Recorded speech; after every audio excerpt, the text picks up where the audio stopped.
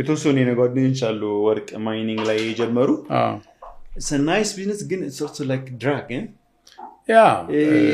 አይምሮ ትንሽ ጤናማ ለማለት ያስቸግራል አንዳንዴ እንዳልኩ ነው ያላስቀመጥከውን ዕቃ ቤት ውስጥ እንደመፈለግ ነው ግን ደግሞ ስራ ነው በጣም ሉክራቲቭ ስራ ነው ኦፍ ኮርስ ኪሳራ ይኖረዋል አንዳንድ ጊዜ ግን ሁሉ ጊዜ አይደለም ማይኒንግ ጥሩ ነው ባይ ዘ ወይ አይደለ it's biblical ማይኒንግ እና ፋርሚንግ biblical የሆኑ ስራዎች ናቸው That's interesting. You're right, actually. Farming, agriculture is the best culture ይባላል እኮና አንተ ትዘራለህ ፋብሪካው ግዜር ነው ያበቅላል ይሰጣል ምናምን አንተ ተኝተህ እህል ያድጋል ማሳ ላይ it's a nice investment ማለት ደግሞ ማቆሚያ የለውም ሁሉ ጊዜ ይበላል ሁሉ ጊዜ ምግብ ይፈልጋል እና እኔ ፋርም ኢንተረስት ይሰጠኛል ከተማ ተወልዶ እንዳደገ ልጅ አይደለም በጣም ክሬዚ ያደርገኛል ነገር አንድ ሁለት ይቀምሻለሁ ኪሳራ really ባለፈው ጥጥ እርሻ ወሰድኩኝና ጋምቤላ 500 ሄክታር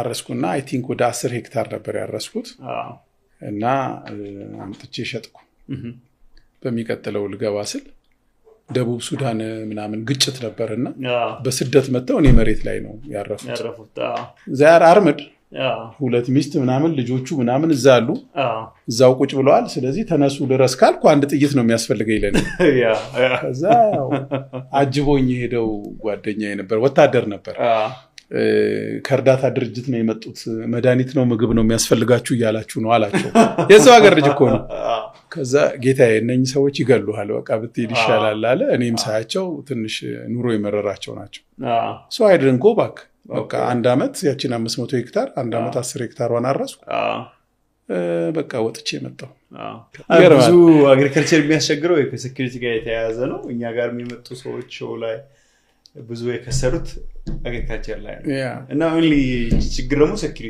ሴኩሪቲ አለ አንዳንዴ ደግሞ እኔ አሁን ካትል ኤክስፖርት አደረግ ነበር ለግብጽ በሙባረክ ጊዜ ነው እና ያኔ መጀመሪያ ከአዳማ ሪል ስቴት ስራ ለቅቄ የወጣሁበት ጊዜ ነበር እና ቀጥታ ናዝሬት ሄድኩኝ ናዝሬት ያው ሴንት ጆሴፍ ማስተምር ያለው ናዝሬት ሳሙናም ሰርቻለሁ በልጅነቴ ብዙ ስመላለስ ነበር አክስቶቼ የእናቴም አባቴም ወገኖች አሉ ላይክ ማይ ሆም እና አንድ በረት ተከራየው መኖ አስገባው ምናምን አልኩኝና ከብቶች አደለብኩ መርጃ አርገን ከሌሎች አድላቢዎች ጋር ላከን በሁለተኛውም ቁጥሩን ጨምረን ያኔ 200 ሰንጋ ነበር አሁን ወደ 300 ሰንጋ አርጌ ላኩ it was good እና ሀብታም መሆን ይመስለኝ ያኔ ነበር ለመጀመሪያ ጊዜ 500 ከብቶች በራሴ ክሬዲት ወስጄ በቼክ ይሰጣል ከቦረና የተወሰነ ከፍዬ ክሬዲት ወስጄ መኖ አስገብቼ ምን ብዬ ልልክስል በአንድ ቀን አዳር ጣህሬር አደባባይ በቃ ድብልቅልቁ ወጣ ሙባረክ ተረበሸ ለመከላከያው ነበር የምናቀርበው ከዛ በኋላ ኤልሲ ካንሰሌሽን በባንክ በኩል መጣልኝ ኤልሲው ካንሰልድ ነው ከዛ በቃ ሌላ አረብ ሀገር እስቲ ገበያ ለፈልግ ብዬ ስጻጻፍ ምናምን ስል አረብ ስፕሪንግ ተባለ በኋላ አረብን ሁሉ አደረሰ ስሰማ ከ15 ቀን በኋላ እኮ ኩዳዴ ጾም ይገባል አሉኝ ኩዳዴ ጾም አስበው እንግዲህ ከብቶቹ አይቆዩም በቃ ያ ሳቹሬት አድርጓል በቃ ከዛ በኋላ ዌይት አይጨምሩም ዝም ብለው ይበላሉ እንጂ ዌይት አይጨምሩም ከዛ እንትን ስጋ ቤቶችን እንሸጣለን ብለን ስናስብ ስግብግብ ነጋዴዎች 46 ብር የሚሸጥ ስጋ 100 ብር እየሸጡ ተብሎ በመንግስት አዋጅ ታወጀና ስጋ ቤቶች ከ46 ብር በላይ ስጋ እንዳይሸጡ ይካንሲ እንግዲህ ዛ ካንሰል ተደረገብኝ ሌላው ማርኬት በዚህ ምክንያት ተዘጋ ሎካል ልሸጥ ስል ደግሞ የስጋ ዋጋ እንደዛ ሆነ ያኔ ደግሞ ቡቸሮቹ ወይም የስጋ ቤቶቹ እልህ ስለያዛቸው በቃ ለአይነህ የማይገባ ከብት አርደው ምናምን ሰቅለው የሆነ በቃ ሳምባ ምናምን ነው ይመስል ስጋ ይመስል በቃ የሚሰቅሉ እሺ የት ላርጋቸው በቃ በማይሆን በቼክ አይደል እንደውስተካ አመልሳቸው ለሰዎች አንፈልጋ አይገቡም አሉ ከናዝሬት ወፍረው አልኩ ከናዝሬት ተነርተው ቦረና አይደርሱ ተነርተው ነው ከዛ የመጡት አሁን ወፍረዋል እዛ መድረሳቸው ስለዚህ ከብቶቹን አንቀበልም አሉ ትልቅ ዲል አረግን ብዙ ተከራከርን ምናምን አለን በቃ ሸጣ ክፈል ነገር አይነት መጣ በማይሆን ዋጋ በቃ ቄራ እየተጫኑ መጥተው አንድ ሰው አውትሶርስ አረኩትና ቄራ እየተጫኑ መጥተው ኦልሞስት ሌዛን 50% ፕራይስ ተሸጠው ወጡ። ኪሳራው ብዙ ነበር። ያኔ ደግሞ የመጀመሪያ ስራ ለቅቄ ራሴን ስራ ጀምራለሁ ብዬ የገባውበት ነበር። ከሱ ኪሳራ በኋላ ለተጨማሪ 8 ዓመት ተቀጥሬ ሰራው። ሪከቨር ማድረግ ነበረብኝ እንደገና እና አንዳንዴ ያው ስራ ስትሰራ የሚያጋጥም ነገሮች ካንተ ቁጥጥር ውጪ በሆነ ሁኔታ ሉዝ ታደርጋለህ እና ያው ፋርም ላይ እንዳልኩ የተለያዩ ፋክተሮች አሉ። ብዙ ሞክረሃል? ያ ካተል ሰራ ቢዝነስ አይነት ከ10 በላይ ይሆናል በዚህ አይነት ኦፍ ኮርስ ያ ታየዋለህ፣ ትጀምራለህ፣ ከሆነ ትቀጥላለህ፣ ካልሆነ ትተዋለህ። አልተነቀስከው ስራውን። ስለዚህ ብዙ ሰው ይሄ በተለይ ያ ወጣትና የመጀመሪያ ቢዝነስ ስትጀምር 5-10 ዓመት አንድ ቢዝነስ ላይ ከሰራ በቃ አይደንቲቲ ይሆናል። ያንን ኔትወርክ የለህም፣ እውቀት የለህም እና ብዙ ሰው ስትራግል የሚያደርግ ይመስለኛል። ያደርጋል። እኔ አሁን ለምሳሌ ብዙ ሰዎች አሁንም የሚጠሩኝ በድሮ ካምፓኒዎቼ ድሮ በሰራሁባቸው ካምፓኒዎቼ ስም ነው። አማሬ ከሌ አማረ ከሌ እያሉ ሲጠሩ which is የአባቴ ስም ድሮ የምሰራባቸው መስሪያ ቤቶች ናቸው። ያው ግን ምንድነው እኔም ጋር ቢሆን አሁን የሚሰሩ ልጆች አሉ፣ ይሰራሉ።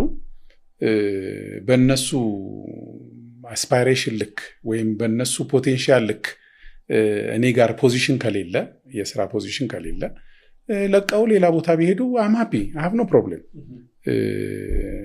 አንዳንድ ጊዜ ስራ ለቃ ስትወጣ ኢነሚ ትሆናለህ ካሰሩ ሰዎች ጋር ወይም ከሰራህበት ካምፓኒ ጋር መልሰህ ላለመገናኘት ትቶኝ ሄደ እንደዚህ ሆነ ምናምን በሚል እንደዛ አይነት ነገር ሊፈጠር ይችላል። ወይም ደግሞ በቃ ኦልዌይስ እዛ ሰርቭ እንድታረግ ኤክስፔክት ይደረግብህና ለምሳሌ ያንተን የኑሮ ያንተን የላይፍ አስፓየር የምታረገውን ነገር ላይ ለመድረስ የምትፈልጋቸው የኑሮ ደረጃዎች ላይ ለመድረስ ያለ አምቢሽን እዛ ቦታ የማይሳካ ከሆነ ድርጅቱ ለአንተ ብቻ የተለየ ክፍያ ሊያደርግልህ አይችልም። ድርጅቱ በስኬሉ መሰረት ነው የሚሰራው። ስለዚህ እኔም ሪስፔክት አደርጋለሁ። ድርጅቱ በቃ ለእኔ የተሻለ ክፍያ ለመክፈል ለብቻዬ ካልቻለ በጀት ካሌለው እኔም ሉዝ እያረኩ እነሱም ሉዝ እያረጉ ሉዝ ሲቹዌሽን መኖር የለበትም። ስለዚህ ያው ወጥቼ መስራት አለብኝ። ግን it is better to keep the relationship። ያጋጥማል ደግሞ ከወጣ በኋላ በፊት የምትሰራውን ስራ እንደዚህ አይነት ቃል ወይ እንዲህ አይነት ነገር አለው ይልሃል። ያው ደውለህ እነሱን ስልክ ታገናኛለህ ወይም አድቫይዝ ያደርጉሃል፣ እዛ ሪኮመንድ ታደርጋለህ። እኔም ጋር አሁን አንዳንድ ልጆች ያላቸው ሐሳብ እኔ አርኪቴክት ነው መሆን የምፈልገው እና ፕለምቢንግ ላይ መቆየት አልፈልግም ካለ አንድ ልጅ ያለም ስላለ ማለት ነው በቃ ሂዝ ዌልካም እና ሌላ ጊዜ እኛ ችግር ሲኖረን እንጠራዋለን፣ ይመጣል ከኛ ጋር። ጊዜያዊ ነገሮች ሲኖረን ይመጣል፣ ሰርቭ ያደርጋል፣ ያግዘናል።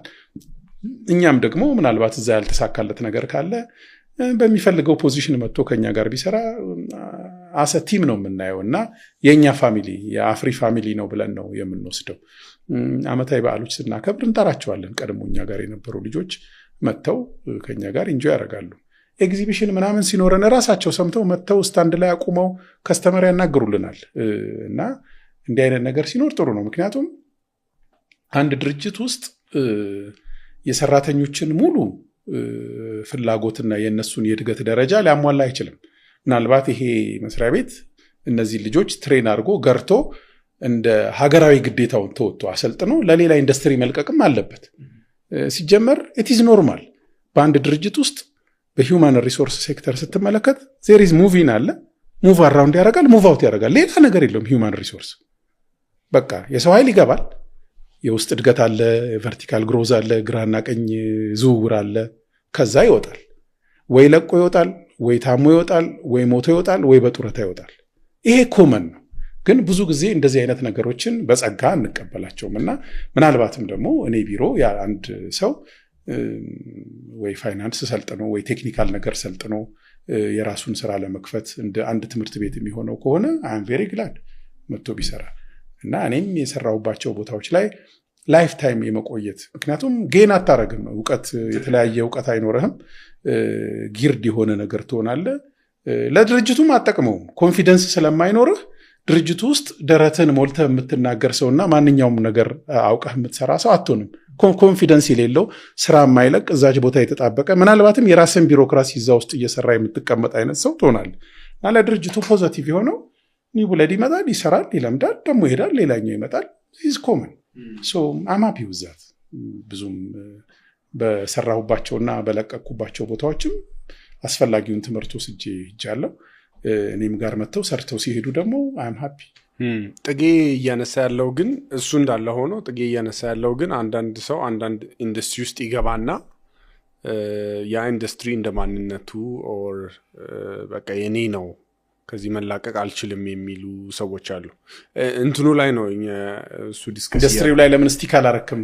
ከዛ ራስ ማውጣት በጣም ጥሩ ነገር ነው። ምክንያቱም ወቅት ይቀየራል፣ ኢንዱስትሪ ይቀየራል፣ ፖሊሲ ይቀየራል እዛ ጉዳይ ላይ ያ መቀያየር ኢንተርፕረነሩ ራሱ አይደንቲቲ ይሆናል። ብዙ ጊዜ የእንትኑ ያው ታርጋ ይሆናል። ኳስ ተጫዋች ከሆንክ በቃ ኳስ ተጫዋችነት ነው ሰው የሚያውቀው። ኮሜዲያን ከሆንክ በኮሜዲያን ነው። ቢዝነስ ብትከፍት ያ እንደዛ አይነት ነገር አለ አልኩ እኮ። እኔም ጋር በድርጅት ስሞቼ ይጠሩኝ ነበር፣ በምሰራባቸው ድርጅት ስም በዛ ይጠሩኛል። ግን ምንድነው ከዛ ሴክተር ለመውጣት ያስቸግራል እንዳልከው። ግን እኔ ደግሞ ለምሳሌ ከምሰራበት አሁን ፓኪንግ ሴክተር ብሰራ ተመሳሳይ ስራ ያለበት ሌላ ድርጅት ውስጥ የመሄድ ብዙ ፍላጎት የለኝም። ማለት የዚህን ድርጅት ወደዛ መረጃ የመሸጥ እና በዚህኛው ድርጅት ላይ ትንሽ ተቀባይነት ማግኘት ብዙ ሐሳብ የለኝም። ዲፈረንት ኢንዱስትሪ ነው የምወደው። ቼንጅን ኢንተርቴን አደርገዋለሁ። ለውጥ በቃ ሲመጣ ደስ ይለኛል። ለምሳሌ ካርቶን ስሰራ ከነበረ ሪል ስቴት ብሰራ ወይ ቆርኪ ብሰራ ወይም ማርኬቲንግ ብሰራ ወይም ደግሞ ሳሙና ብሰራ ለኔ ዲፈረንት ዳይሜንሽን ደስ ይለኛል ስራውን። ግን ከዚህኛው ተመሳሳይ ድርጅት ወደዚህኛው ተመሳሳይ ድርጅት ስትሄድ እሱ ብዙም ለኔ እንትን አይሰጠኝም። ግን ዲፈረንት ሴክተር ስለሆነ ኢንተርቴን ያደርጋል። ብዙ ነገር ታውቃለህ። ለምሳሌ አንድ አዲስ ሜታል አሁን ብረታ ብረት ነው የሚሰራበት እና ያን ጊዜ የማውቃቸው ነገሮች አሁን ለምሰራቸው ነገሮች ጥሩ ግብአት ሲሆኑኝ ያለው እና ዲፈረንት ኤክስፒሪየንስ ይኖራል እና ትንሽ የተሟላ ነገርም የተሟላ እውቀትም እንዲኖርህ ይረዳል። አንዳንድ ጊዜ ያው በአንድ ሴክተር ብቻም ስትኖር ትንሽ አንድ ዶክተር ምረት የጻፈው ነገር ነበረ። ጊርድ ስትሆን በአንድ ሙያ ብቻ ዶክተር ኦንሊ ብሎ የጻፈው ነገር አለ። አንድ ዶክተር ካራክተር አለና ሌላ ነገር ምንም አንደርስታንድ አያደርግም እና ያ ኦንሊ ትሆናለና ስለዚህ ትንሽ ኢንተርፕረነራል ስኪልህንም ያቀጭጨዋል። በአንድ ሙያ ዘርፍ ብቻ ስትሆን ከዛ ውጪ ሌላ ነገር አይታየም። ግን ይሄ እንደ ሰውየው ምርጫ አይመስላችሁም? ግን አንድ ነገር ላይ ሚስቲክ ሊያደርግ ይችላል። አንዳንድ ሰው በቃ ያ ነገርን ፎከስ አድርጎ በዛ ነገር ኤክሴል ለማድረግ የሚፈልጉ ሰዎች አሉ። አንዳንዱ ደግሞ ዳይቨርሲፋይ ማድረግ የሚፈልጉ ሰዎች አሉ። የራሱ ስራ ከሆነ ኦፍ ኮርስ የራሱን ስራ ፎከስ አድርጎ በአንድ ሙያ መቀጠል ይችላል። የራሱ ስራ ካልሆነ ግን በአንድ ሙያ ላይ እኮ ረጅም ጊዜ መስራት ራሱ ደል ያደርጋል እኮ። በአንድ ዘርፍ ላይ አሁን ለምሳሌ በማኔጅመንት ይሄ ስኪል ዴቨሎፕ እያደረግክ በምትሄድበት ጊዜ በአንድ ሙያ ዘርፍ ላይ ከ2 እስከ 4 ዓመት ነው ማክሲማም መስራት ያለብህ። ለምሳሌ አንተ አካውንታንት ሆነህ የምታረጅ ከሆነ ኢትስ ዩር ፕሮብለም። ስትቀጠር አካውንታንት ነህ፣ ስታረጅም ሪታየር ስታረግም አካውንታንት የምትሆን ከሆነ ኢትስ ዩር ፕሮብለም። አትሊስት ሲኒየር አካውንታንት፣ ኮስት አካውንታንት፣ ፋይናንስ ማናጀር ሆነ ኮርፖሬት ዳይሬክተር መሆን መቻል አለብህ። ያለበለዛ ይሄ ብዙም ኢንዱስትሪው ኦን ዘ ጆብ ትሬኒንግ እየሰጠህ እያሳደገ አልሄደም፣ አንተም የማደግ ፍላጎት የለህም ማለት ነው። ያ አይነት ብዙም እንትን አይደረግም። ኢቭን ለምሳሌ አንተ አሁን ሄድ ከአንድ ነገር ላይ ማናጀር ሆንክ፣ በቃ ዘላለምህን የአንድ ድርጅት ለምሳሌ ይሄንን ውሃ የምታሽግ ከሆነ የውሃ አሻጊ ስራ አስኪያጅ ሆነ የውሃ አሻጊ የሆነ ጡረታ ብትወጣ it's your problem. Now you have to diversify your knowledge. You have to test another challenge. ቻሌንጆችን አክሴፕት ማድረግ አለብህ። ወደዛ ስራዎች መሄድ መቻል አለብህ እና ራስን ለለውጥ ማዘጋጀት ያስፈልጋል። አይ ቲንክ በሌላም ቢሆን ኢቨን እስከ ሰራተኛ ጋር መለያ መንገድ ያነሳቸው ነገሮችም ያለ ሪሌሽን በጣም አሪፍ ነው። በጣም ኢንትረስቲንግ ነገር ነው። ብዙ ድርጅቶች ሆስቲሊቲ ይኖራል ሲለያዩ፣ በሰራተኛውም በኩል ሊሆን ይችላል፣ በድርጅቱም በኩል ሊሆን ይችላል። ኤዘር ዌይ ለሁለቱም የሚጠቅሙ ነገሮች አይደሉም። እና ደግሞ ይሄ የአዲስ አበባ ገበያ የምታየው በጣም ጠባብ ነው። ወይም በጓደኛ ትገናኛለህ ወይም ቬንደር እና ሳፕላየር ሆነ ትገናኛለህ። እና እነዛ ኮምፕሊኬሽኖች አስፈላጊ አይደሉም። አይ ቲንክ ባይ ዲዛይን አቮይድ ማድረግ ቢቻል እና በአንተ ኤክስፒሪየንስ ያነሳቸው ነገሮች በጣም ጥሩ ነገሮች ናቸው። ሌላኛው ስለ አግሪካልቸር አንድ የጻፍከው ፔፐር ነበረ፣ ፐብሊሽድም ባይሆን ሪሰንትሊም አንድ ኢቨንት ላይ ነበር። ከኢትዮጵያ ደግሞ ትልቅ ሴክተር ነው ነው ጂዲፒ ላይ ያለው ፐርሰንት አለ፣ የሚሸከመው ወርክፎርስ ኢምባላንስ አለ። ለዚህ የሆኑ ይችላሉ ብለህ ያሰብካቸው ሀሳቦች ያነሳቸው ፖይንቶች ነበሩ፣ እነሱን እንያቸው። ያ ኤዩ ሰሚት ላይ ነው ፓናል ዲስከሽን ላይ ተነስተው የነበሩት። አክቹዋሊ እኔ ወረቀቱን ጽፌ የነበረው በሌላ ጉዳይ ነበር ያንን ወረቀት የጻፍኩት። ምንድነው ዋና ሀሳቡ? ለምሳሌ የኢትዮጵያ የጂዲፒ ስትራክቸር ሲታይ ግብርና ወደ 34% ይይዛል፣ ኢንዱስትሪው ወደ 33% ይይዛል፣ ይቅርታ ሰርቪስ ወደ 33% ይይዛል፣ ኢንዱስትሪው ወደ 32% ይዞ 1% አካባቢ ደግሞ ማይኒንጉ ይይዛል። እና ያው ማይኒንጉ ከነበረበት ቅድም እንዳወራ ነው ከነበረበት ፖዚሽን 0.1 ወይም 0.01 ከሚባለው ወደ 1% መምጣቱ ትልቅ ነው። ምክንያቱም የኢትዮጵያ ኢኮኖሚ ትልቅ ስለሆነ 1% ለመምጣት ብዙ ያስፈልጋል። ግብርናን ግን ስንመለከተው ያው ለብዙ ጊዜ ከዚህ በፊት በነበረው የኢኮኖሚ እሳቤ የግብርና መር ኢኮኖሚ ነበር። አሁን ያው መልቲፖላር ፒላር ያላቸው የእድገት እሳቤዎች ናቸው ያሉት። ያኔ ግን ግብርና መር የሚል ኢኮኖሚ ነበር። ከዛን ጊዜ ጀምሮ እስካሁን ግብርናው እንዳልኩ 34% ኦፍ ጂዲፒ ኮንትሪቢዩት ያደርጋል ለሀገር። ኤክስፖርት ከምናደርጋቸው ኤክስፖርት አይተሞች 79% ከግብርና የሚመጣ ነው። የግብርና እቃዎች ናቸው ማለት ነው። 79% የግብርና ነው።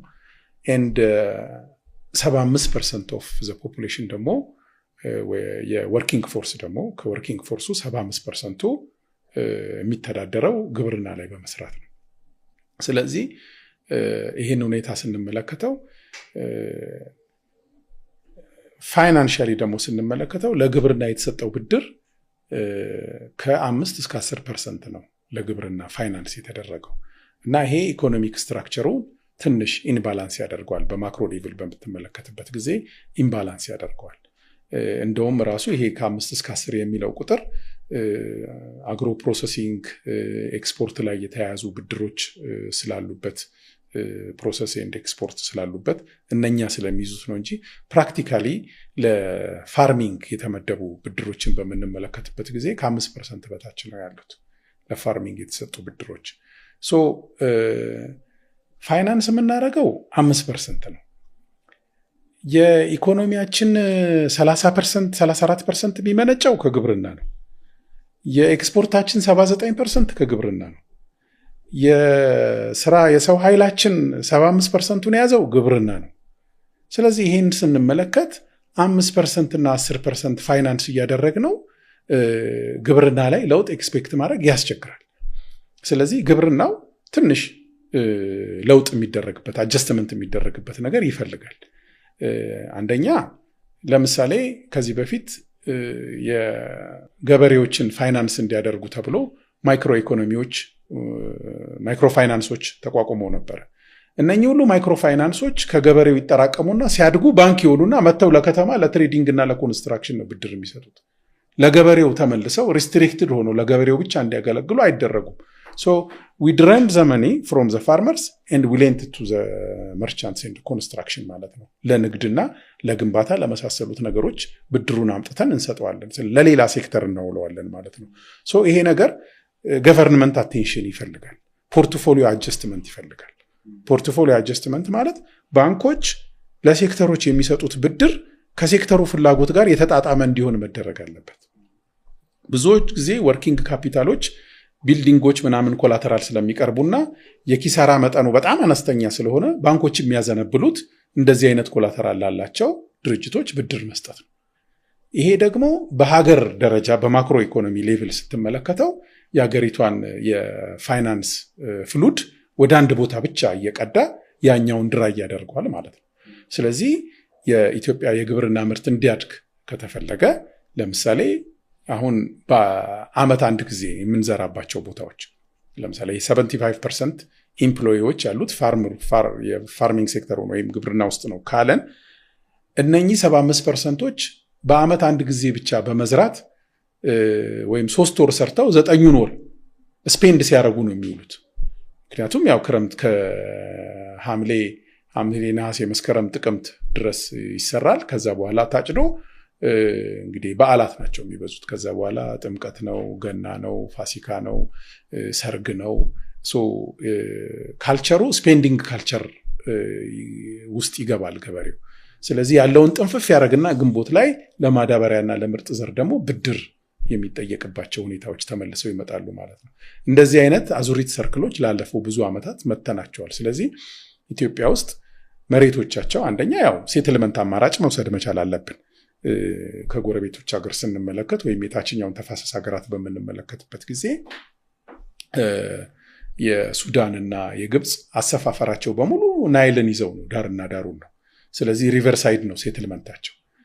የእኛም ሴትልመንት በፈቃደኝነት ላይ ቤዝ ያደረገ በጥናት ላይ የተመሰረተ ሪቨርሳይድ ሴትልመንት ቢኖርና በተለይ አዳዲሱ ወርኪንግ ፎርስ ወጣቱ ትውልድ እየተደራጀ የሚያመርትባቸው የሪቨርሳይድ ሴትልመንቶች ቢመቻቹለት የተሻለ ነው አንደኛ። ስለዚህ የመስኖ ወይም በፓምፕ እያወጡ የመስራት ስራዎች ይኖራሉ ማለት ነው። አሁን ደግሞ ቴክኖሎጂውም ስለፈቀደ እንደ ድሮ ነዳጅ እየቀዱ በዲዝል ፓምፕ በትራንስፖርት እያፋሰሱ መሄድ የለም። ስለዚህ ሶላር ፓምፖች አሉ። ሶላር ፓምፖች ተጠቅሞ ሪቨርሳይድ ሴትልመንቶችን ማልማት ይቻላል። የተቀናጀ ለምሳሌ በዶሮ እርባታ፣ በአሳ እርባታ፣ በፍየል በጎች ምናምን የመሳሰሉትን እንዲሁም እርሻዎችን የተቀናጀ ያው የግብርና ባለሙያዎች ይህንን የተቀናጁ እርሻ ዲዛይን ማድረግ ይችላሉ። በዛ መሰረት በፍቃድ ላይ የተመሰረተ ሪቨርሳይድ ሴትልመንት ቢኖር። ሁለተኛ ደግሞ ፋይናንስ አሎኬሽኑ በስነ ስርዓት ግብርናው ለሚፈልገው እያንዳንዱ ባንክ፣ እያንዳንዱ ፋይናንሻል ኢንስቲትዩሽን ለግብርና የሚሰጠው ፖርትፎሊዮ በመንግስት በማክሮ ኢኮኖሚክ እንትኑ ዲሲሽን ማደግ መቻል አለበት።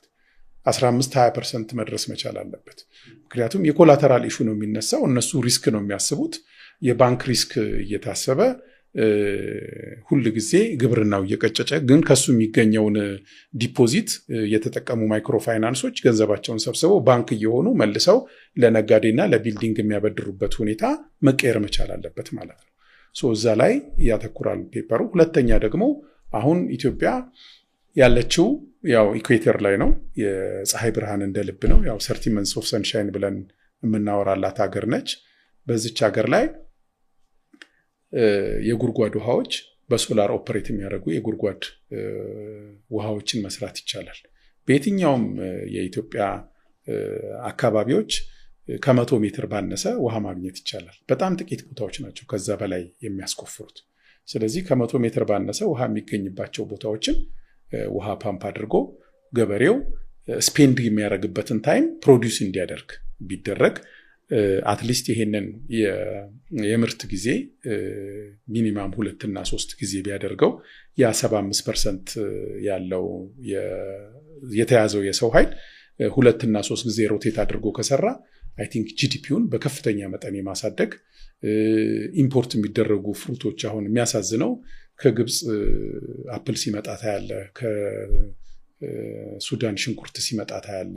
ብዙ ፍሩቶች ከውጭ ይመጣሉ። አሁን ለኢትዮጵያ እንደዚህ አይነት ነገሮች ትንሽ ካለን ሪሶርስ ጋር የሚጣጣም አይደለም እና ሲጀመር እንደው ኢን ፕሪንሲፕል ከዛ ማስመጣትም ያለብን አይመስለኝም። በምን አይነት ሁኔታ አድጎ በምን አይነት ሁኔታ ታሽጎ ምን ተቀብቶና ምን ተረጭቶበት እንደሚመጣም አናቅም ካለው አቲቲዩድ አኳያ። ስለዚህ በምግብ ሙሉ ለሙሉ ራሳችን በማንኛውም ዘርፍ አሁን በስንዴ ላይ እንደተደረገው ትኩረት በማንኛውም ዘርፍ ይሄንን የምናደርግበት ነገር ቢመጣ ግብርናውን ማሳደግ ይቻላል። ሶላር ፓምፖችን መጠቀም፣ የሶላር ትራንስፖርቶችን መጠቀም፣ ላይክ በሶላር ቻርጅ የሚደረጉ ባጃጆች ምናምኖች አሉ። እነዛን መጠቀም እና የኢንዱስትሪ ፍላጎቱን የሚመጥኑ ግብአቶች ለነኛ በብድር የሚመጡ ትራንስፖርቶች፣ በብድር የሚመጡ ውሃ ፓምፖች። ባይዘዌ አንድ ገበሬ ሚኒማም 1 ሄክታር መሬት ካለው በ2 ሲዝን ወይም በአንድ ሲዝን የሶላር ፓምፑን እና ሶላር ፓኔሉን መመለስ ይችላል። በጣም ፕሮዳክቲቭ ነው ምርቱ፣ ወይንም ደግሞ ወርኬብል ነው። ኦፕሬቲንግ ኮስትም የለውም። ሶላር ነው የሚጠቀመው፣ ኦፕሬቲንግ ኮስትም የለውም። ተያያዥ የሆነ ውጭ ነዳጅ ስለጨመረ የነዳጅ ትራንስፖርት ማጣት፣ ፍሳሽ አደጋ የመሳሰሉት ነገሮች የለው። እነኝህ ነገሮች አሁን ዘመኑ የፈቀደልን ስለሆነ ጊዜው ያመጣቸው ቴክኖሎጂዎች ስለሆኑ ቶሎ ያሉትን ቴክኖሎጂዎች በመጠቀም ብዙ ጊዜም ከመንግስት አቅጣጫ እንደሚሰጠው ቴክኖሎጂካል የሆነ ኢኖቬሽኖችን እንደ ግብአት በመውሰድ ግብርናችንን ማሻሻል እንችላለን የሚል ነበረ ፔፐሩና እሱን በተመለከተ ነበር ፓናል ዲስከሽንም የነበረው። it was quite interesting። ኤዩ ሰሚት ላይ የመጡት ከቻይና ከሌሎች ሀገሮች የመጡ ኢንቨስትመንት ሲክ የሚያደርጉ ባለሀብቶች ተሰብስበው ነበር። ጥሩ ነበር ዲስከሽኑ፣ ደስ ብሏቸዋል። ስንወጣም ሪኮሜንዴሽን ሰጥተዋል፣ አድራሻም ወስደዋል። ኮንሰልት ለመደረግም ፈቃደኞች ናቸው እና ጥሩ ነው። እንግዲህ ተስፋ ይታየናል። እኔም ማንሳት የፈለግኩት ግን ቅድም ፒኤችዲ ላይ የጻፍከውን ጽሁፎች ናቸው ፐብሊክ ማድረግ የሚቻል ከሆነ ማለት ነው፣ ማንሳት የምትችል ከሆነ። አላለቀም እኮ ገና ነው። ፒኤችዲ አሁን ሲኖፕሲስ ነው የገባው፣ ግን የምትሰራበት ቶፒክ ላልከው ነገር እኔ መስራት የምፈልገው ማሳየት የምፈልገው ለምሳሌ ያው በሀገር ደረጃ ካረከው ይሰፋል፣ አፕላይ ማድረግ ያስቸግራል፣ ሪሶርስ እና ታይምም ይጠይቃል። ግን በአዲስ አበባ ደረጃ የፋይናንሻል ኢንስቲትዩሽኖች ስፓሻል ኮንሰንትሬሽን አለ የሚል ነው የኔ። በጣም ሃይሊ ኮንሰንትሬትድ ሆነዋል። በአንድ ቢልዲንግ ላይ 3-4 ባንኮች እናያለን። በአንድ ቢልዲንግ ላይ 3-4 ባንክ ማየት ማለት ከታች ብንጀምር እንኳን ከጥበቃ ሰራተኛ ብንጀምር አንድ ባንክ በ3 ሽፍት የሚጠብቁ ፐር ሽፍት 3 ሰው እንኳን ቢኖረው ሴት ፈታሽ አሉ። ቀን አክቹዋሊ ከ12 ያላነሰ ጥበቃዎች አንድ ባንክ ይኖረዋል። ስለዚህ አንድ ቢልዲንግ ላይ 4 ባንክ፣ አንዳንዱ 6 አለ፣ አንዳንዱ 3-2 አለ እና አንድ ቢልዲንግ ላይ 2 ባንክ ሲቀመጥ እንግዲህ 28 ጥበቃ እዛ ቦታ ላይ አሳይን ተደርጓል ማለት ነው። ቢያንስ 2 ማናጀር አለ፣ 2 ዲፒቲዎች አሉ። እንግዲህ እያንዳንዱ ካውንተር ለምሳሌ 3 ባንኮች ቢኖሩ እያንዳንዱ ካውንተር 4 ቢኖረው ወደ 12 ካውንተር አለ እና አሁን ባንኮቹ የሚሰጡን አገልግሎት በምንመለከትበት ጊዜ ዲፖዚት እና ዲስፐርስመንት ነው። ምክንያቱም ብድር ወደ ሄድ ኦፊስ ሄደዋል፣ የውጭ ምንዛሬ ጥያቄና ኤልሲዎች ወደ ሄድ ኦፊስ ሄደዋል። ስለዚህ ብራንቾች ላይ የሚሰራው ነገር ገንዘብ ከማስቀመጥ ከማውጣት መሰረታዊ ነገሮች ያለፈ አይደለም። እኛ አሁን ቴሌን በምንመለከትበት ጊዜ ምንም አይነት ብራንች እንደ ባንክ አገልግሎት የሚሰጥ ብራንች ሳይከፍት የጂዲፒያችንን ኢኩቫለንት የሆነ ትራንዛክሽን ላስት ይር ነበረው። አሁን ደግሞ በጣም ከዛ የበለጠ ትራንዛክሽን እንዳለው በቀደም ሲኢኦ ኤክስፕሌን ሲያደርጉ አይተናል። አዲስ ኢኖቬሽን ባስተዋወቁበት ጊዜ ማለት ነው። ባንኮች ኦፍኮርስ ያው ጊቭን ፕሮፊት አላቸው። ዲፖዚት የሚያደርገው 7% ነው። ሚኒማሙ ተነስቷል ቢባልም ዘይ ስቲል ኪፕ 7% ዲፖዚት ኢንተረስት፣ ከ22 እስከ 23% ብድር ይሰጣል። ስለዚህ ከ23 እስከ 7% ያለው ጋፕ ኒርሊ ላይክ 16% ማርጅን በዲፖዚት እና በሌንዲንግ ጋፕ አለ ማለት ነው። ስለዚህ ይሄ ስላለ፣ ይሄ ፍሪደም ስላለ፣ ይሄ ደግሞ ጫናው እነሱ የሚያወጡት ኮስት ጫናው በማህበረሰቡ ላይ ሪፍሌክት ያደርጋል። አንደኛ ብዙ ከፋይ ናቸው፣ ብዙውን የስራ ቦታ ይይዙታል። ሌሎች ንግድ ተቋማት ቤት የመከራየት አቅማቸው ከባንኮች ጋር ውድድር ውስጥ ይከታቸዋል። ሁለተኛ ደግሞ ባንኮቹ ኮስታቸውን ሚኒማይዝ ባለማድረጋቸው ምክንያት ዲፖዚት ኢንተረስት ላይ አነስተኛ ክፍያ ነው እየተከፈለ ያለው። ስለዚህ የዲፖዚት ኢንተረስት እነሱ 22% ካበደሩ ሚኒማም ኦፍ 17 and 16% ዲፖዚት ማግኘት አለበት አስቀማጩ። ምክንያቱም ኢንፍሌሽን ያለው ኢኮኖሚ ነው። ኢንፍሌሽኑ በአመት 20% የሚጠጋ ከሆነ ከኢንፍሌሽን በታች ማስቀመጥ የለበትም ዲፖዚት የሚያደርገው ሰው። ስለዚህ ዲፖዚትን ሴቪንግን የሚያበረታታ አይደለም አሁን ያለው የባንክ ሁኔታ። ስለዚህ አንደኛው ደግሞ ትልቁ ችግር በብራንች ዲስትሪቢዩሽን ላይ ከፍተኛ ኦቨርሄድ ኮስት ስላላቸው እና ጊዜውን ቴክኖሎጂውን ያላማከለ ስለሆነ በብራንች ዲስትሪቢዩሽን ላይ ወይም አላስፈላጊ የባንክ ስርጭት ስላለ ወይንም በተወሰኑ ኤሪያዎች ላይ ከሚፈለገው በላይ የባንክ ቁጥሮች አሉ። እኛ አሁን ሌላ ሀገር እንሄዳለን፣ ባንክ ነርተ ነው የምታገኘው፣ አንድ ብራንች ነርተ ነው የምታገኘው እንጂ እንደዚህ ችምችም ያለ በአንድ ቢልዲንግ ላይ ይሄ ሁሉ የለም። እንደውም አንዳንድ ተቺዎች having this all bank foreign currency የላችሁም ይላሉ። what is this all bank unless they have foreign currency ይጠይቃሉ። እና ምንድነው የፎሬን ከረንሲ ኢሹም የብድር ኢሹም በሄድ የኦፊስ ማኔጅ እየተደረገ ዲፖዚት ለማድረግና ዊዝድሮ ለማድረግ ይሄ ሁሉ ብራንች እኔ ትንሽ ኮስቱ በማክሮ ሌቭል በኮስቱ ታይቶ የሚያመጣው የማክሮ ኢምፓክቱ መታየት መቻል አለበት በሚል በሱ ነው ፔፐሩን እየሰራው ያለሁት። ኦልሬዲ ሲኖፕሲሱ አክሴፕት ተደርጓል። እንግዲህ የሪሰርች ታይም ተደውሎ ነው የተነገረኝ። ስለዚህ ቴንክ ዩ ፎር ዛት። ስለዚህ ያው ፖሊሲ ነው የሚያስገድዳቸው ይባላል አይደል? እውነት ነው። ከዚህ በፊት ናሽናል ባንክ አይ ቲንክ 25% ኦፍ ዩር ብራንች ኤክስፓንድ እያደረጋችሁ መሄድ አለባችሁ የሚል የተደራሽነት ኢሹ ነበረ በፊት። ያኔ እንግዲህ እንዳሁኑ የፔመንት ሞዳሊቲ አማራጮች አልነበሩም። ስለዚህ ያኔ በሞባይል መክፈል አይቻልም። አሁን እኮ አንድ ባንክ ስልክ የሚሰራውን ስራ ነው የሚሰራውና ያላቸው ቁጥር ለምሳሌ በአዲስ አበባ ውስጥ ሰርች ብታደርግ ከ8500 ያላነሰ ባንክ አለ። አዲስ አበባ 8500 ባንክ ሪሊ ያስፈልጋሉ። የባንክ ብራንች ማለት ብራንቾች የብራንቾች ቁጥር የሁሉም ባንኮች ብራንቾች ሲደመሩ ማለት ነው።